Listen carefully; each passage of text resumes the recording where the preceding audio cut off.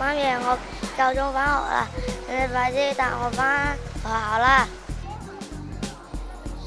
覺唔覺得今日好熱啊？我都覺得好熱啊！係啊，廣東話你頂下上。我不是廣東人，謝謝。啊？我覺得廣州話很好聽。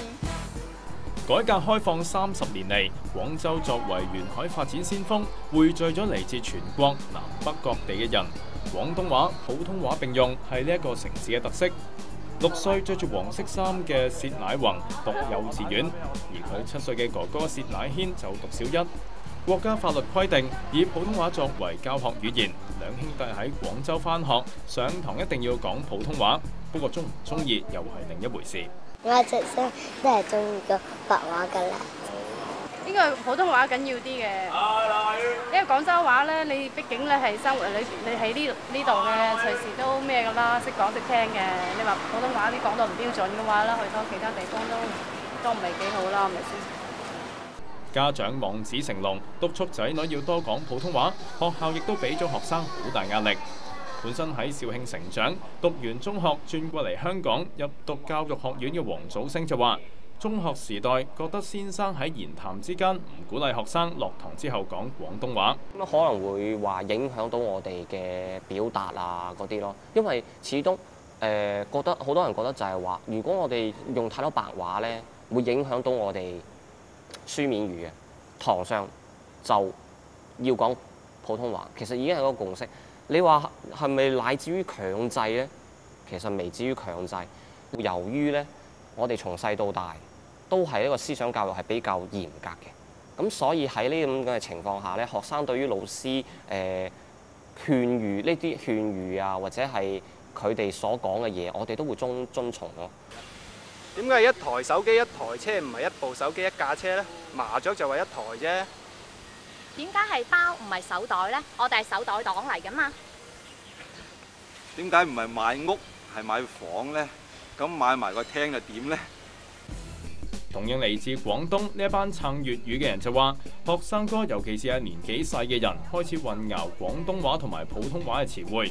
傳媒工作者亦都只係用廣東話去讀普通話嘅書面語，粵語最終消失都唔出奇。我睇到嘅就係可能而家就70後嘅就好過80後嘅，80後就好過90後，可能到00後嗰啲咧就可能未必能夠完整即係講一個粵語，可能有啲詞彙要用普通話搭救翻咯。咁呢樣嘢係真係即係比較令人唔開心咯。近排粵語發展響起警號，唔少人都關注臨近亞運，有廣州政協就建議將廣州電視台多條頻道，包括新聞，喺黃金時段改用普通話廣播，為外來嘅賓客服務。結果喺廣州激起民怨，話咁樣做等同廢除粵語。咁啊，即係取締人哋一種文化，即係等於係譬如我取締你阿媽咁，唔知出唔出得街。因為反正就係咁啦，咁嘅意思咧，即係好大侮辱咯，我覺得係咯，就唔係話呢種文化流唔流行嘅問題咯，係一種祖先嘅尊嚴嚟㗎嘛。廣州亞運喺11月舉行，咁撐粵語嘅人就話啦，希望喺會場度聽到廣東話嘅廣播，希望更加多人認識廣東話。有學者就認為，國家需要統一語言，推行普通話主導嘅教育政策係好正常。不過喺廣東，好好咁樣保護第二語言，即係粵語，就可以減少社會嘅怨氣。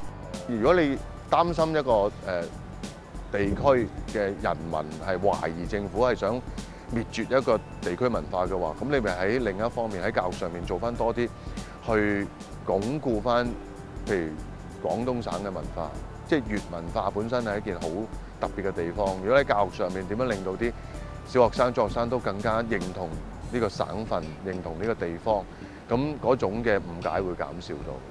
佢又話：廣東地大人又多，唔相信粵語會咁容易失傳。香港寬頻電視記者何榮生喺廣州報導。